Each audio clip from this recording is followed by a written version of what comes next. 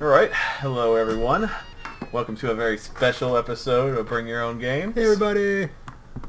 Today we're going to be talking about something very dear to each of us. Beer. Well, two of us. Beer, right. But also, Star Wars. Oh yeah, Star Wars. It's a little independent film you guys might have heard of. It's Probably not. it's pretty obscure. It's way too cool for you. If you've heard of it, then you're not cool enough. Anyway, so this is like a special edition, so to speak, leading up to the release of the next Star Wars movie that everybody be talking about. It's probably gonna suck. It might not. JK.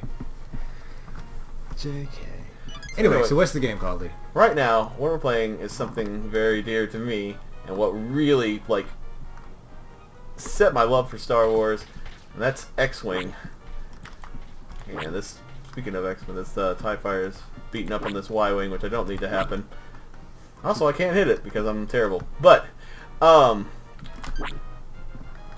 Star Wars always had, back in the day, it's sadly changed now, but back in the day, some of the best games were always Star Wars games.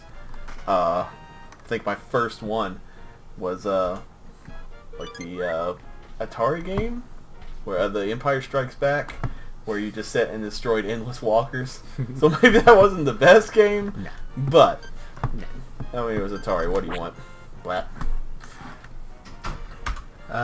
Alternately, I didn't have a PC growing up. I was a console guy. Didn't really get a good gaming PC rather, until the past handful of years. But I would say my first Star Wars game was probably Super Empire Strikes Back. Oh god.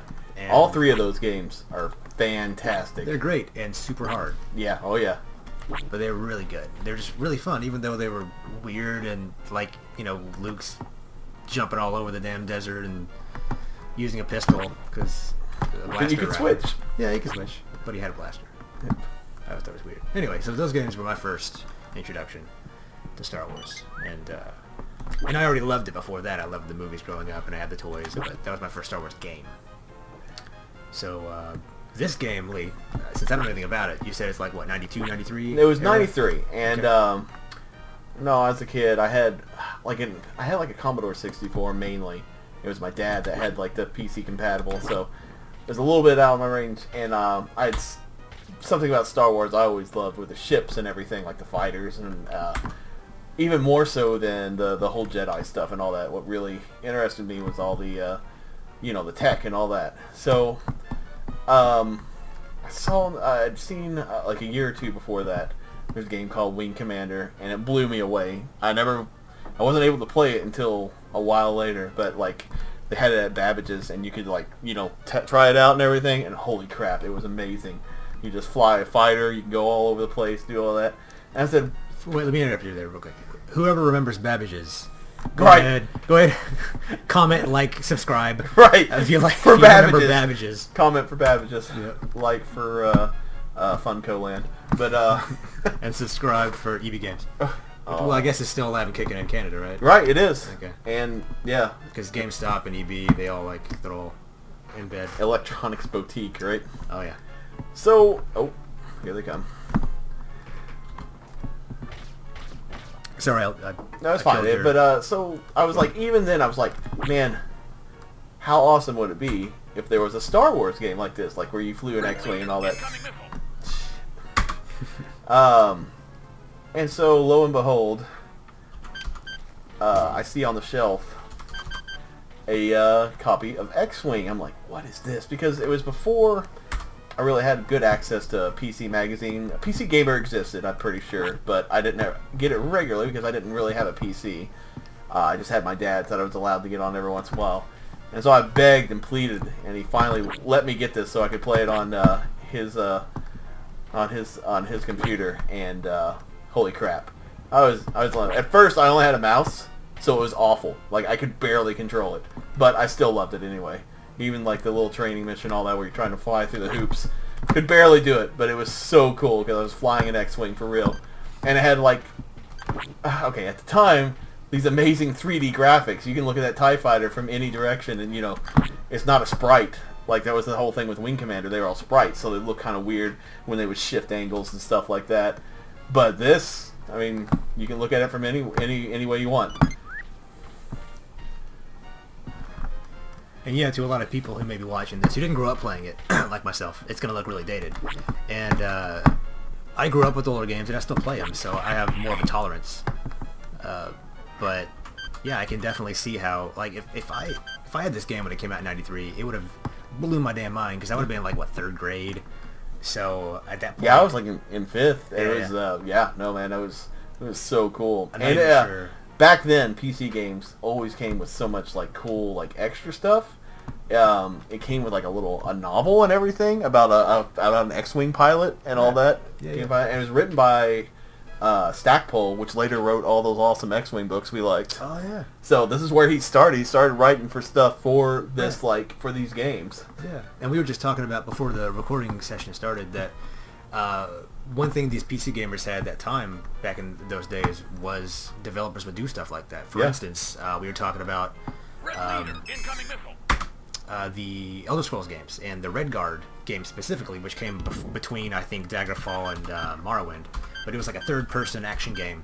And there was a comic book that they made to go along with it to tell like the backstory and the side story and all that. And that just came with the game. And matter of fact, if you download it, I think you can download the comic book for free from Bethesda's website even.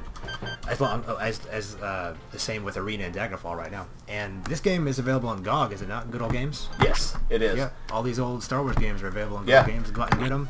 And they with DOSBox, they'll run on a PC. I'm using a modern joystick and everything to control it. And it's not perfect, but it works pretty dang well. Because this was a DOS game, correct? Yep. Yeah.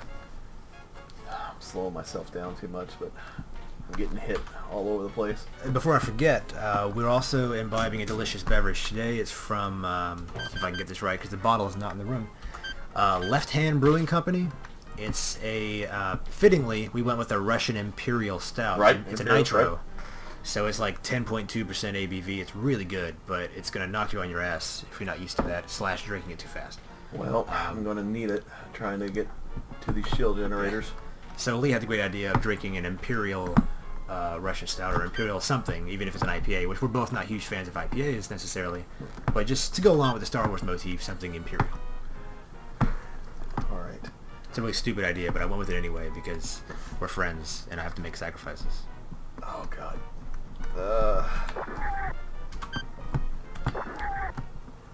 Okay, that's one shield generator. Now to not get my ass shot off by the turbo lasers. Was that an ion blast? No, they were proton torpedoes, like what he used on the Death Star. So yeah, back to the games. In the '90s, LucasArts, the company that made this game, and a bunch of almost they couldn't be touched. There were some duds like Rebel Assault. At the time, understand full motion video and all that was a new thing. Oh man, it's bad, but I mean there was Dark Forces, which I liked. It was like a Doom clone, but with Stormtrooper and that. Yeah. But then they decided to go their own route. Dark Forces 2, and then Jedi Knight and Jedi Knight 2, all that, and they were great. Yeah, those Jedi Knight games, man. I'll tell you what. And I played them on console. Excuse me, like I was talking to you earlier before the recording session again. I played Jedi Academy 2, I believe, on the GameCube? Yep. Yeah, and holy crap, I loved that game. And of course, I had Rogue Squadron on the N64. Getting hit by every missile. That's how good of a pilot I am. And played the following games on GameCube and whatnot. Played Shadow of the Empire, which definitely had its moments. I mean, it was an early N64 game too, if I remember correctly. I don't remember. They all look the same. The first N64 game, the last N64 game. All look like muddy water. They all look like someone's student game. Well, I don't know. We're hard on the system. We are. It's my big gaming secret is that I hate the N64. He's coming out of the closet, guys. I'm sorry. It's okay. And I know that's a faux pas, but nah, I don't think it is, man. I think it's like a certain generation of people, just like right. And I was a little bit older at the time, and man, the PlayStation just really appealed to me so much more. So like you're not that much older than me, man. You're like what, 2 years? Yeah, 3 years maybe. 2 years. And so my nostalgia for the 64 is strictly from this group of friends of mine, where we'd after school or whatever we'd get together, we'd play Smash Brothers and Star Fox 64 and GoldenEye. and Rogue Squadron. And we adored that time together playing those games. And of course we played Legend of Zelda, and I completed Mario 64 completely, and it's still, in my opinion, one of the best platformers ever made. But I'm a lot of people. Then again, Mario Odyssey, it might be the new replacer for that. Anyway, yeah, getting off topic here. Excuse me.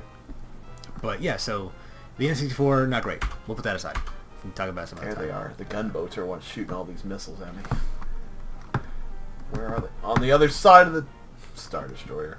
And of course, we can't talk about Star Wars games without talking about KOTOR. Oh yeah. Knights of the Old Republic is still to this day one of my favorite RPGs ever, and it's my favorite Star Wars game ever. But I would, and it like almost came out of nowhere because there hadn't been really a good Star Wars RPG before that. Has there ever been one at all?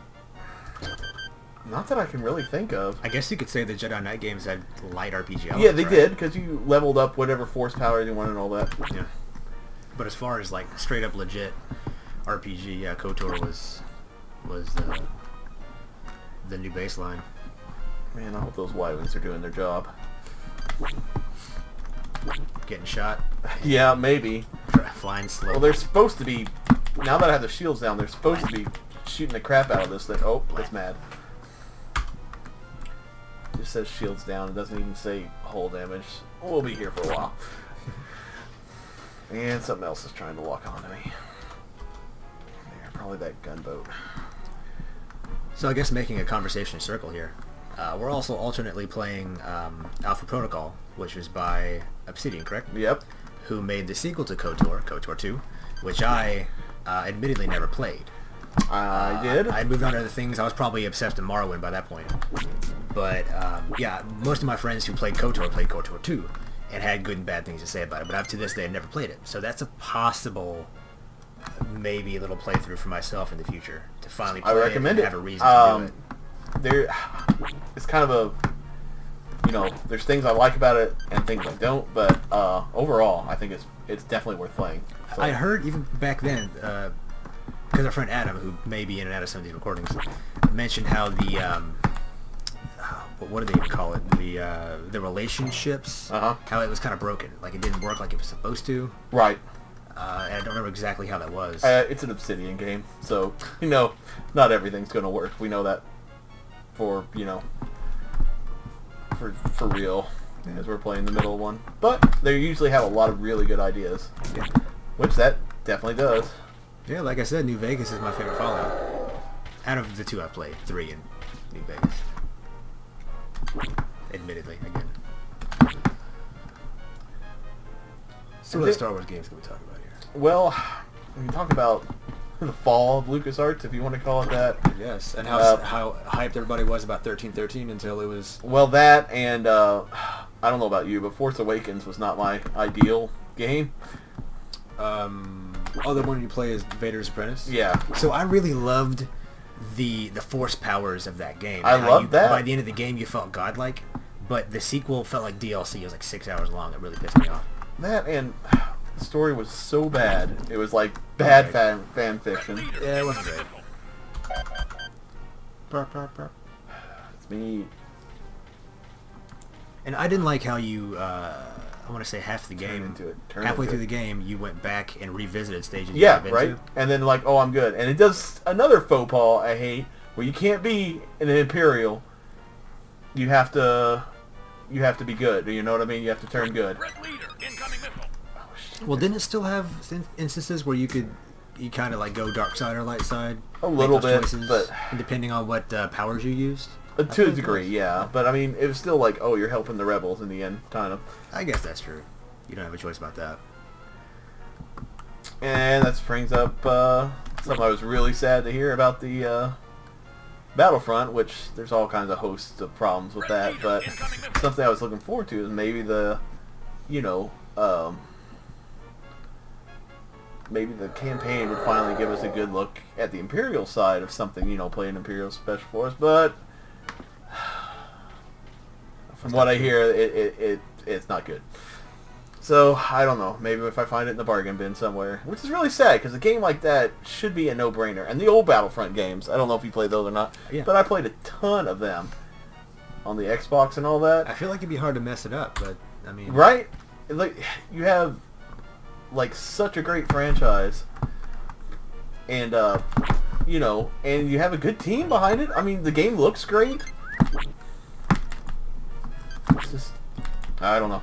Yeah, when I bought my PS4, this was probably 2015, I got the Battlefront Bundle Edition, so I got that with it. And so that was the first game I played on my PS4. And I remember loading it up, and I hadn't bought Witcher 3 yet, which was my second PS4 game. And so I remember loading it up and going that first tutorial mission. There we go. And just being like, whoa, this game is gorgeous. And then I proceeded to play the emptiest, most boring Star Wars game I'd ever touched in my life. Yeah. And the only fun I had was whatever mode it was where you fight waves of enemies. Right, Like yeah. ATSTs. That was that. And if you could find a friend to play that with, it was great too. But, Yeah. I mean, you paid $60 for that. I didn't, luckily. Right. Well, you know what I mean. Yeah, absolutely. Theoretically. If I paid $60 for that game, oh my god, I would have... I'm already so against EA and all the practices, but I don't know what that would have done to me. That would have, like, jaded the fuck out of me. To who knows what degree. But at least Disney even has stepped in with Battlefront 2 and all the BS that EA was pulling. Well, at least that's the rumor. I don't know if that's been confirmed, if Disney actually did step in and try to save the franchise. It's all very, very relevant and timely stuff, guys. Right. So, whenever you happen to be watching this, whoever you may be, for one, I'm sorry that you found us, instead of watching, like, Animaniacs on Netflix, or something that's more worth your time. You're watching us. There's got to be another gunboat, yeah. That's what's causing all my... Matter of fact, speaking of Star Wars and something better to watch, right now, pull up a new tab on your Chrome or whatever you got, and go to Red Letter Media, their YouTube page, and look for their Mr. Plinkett Episode 1 review. It's like an hour and a half long. It's about as long as the movies themselves. It's a 3-parter. It's hilarious. It makes a bunch of great points about why that movie is trash and why George Lucas is a hack. So stop watching us right now and go watch that instead. It'll be much, much more worth your time. I'm going to have to get the fuck out of here, most likely. So, So yeah, we've blown up the Star Destroyer. Okay. So mission's complete. I'm just murdering some people.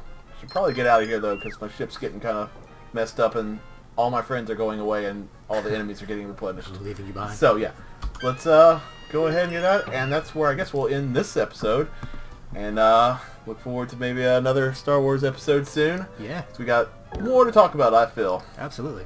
So. Bye. Whoop.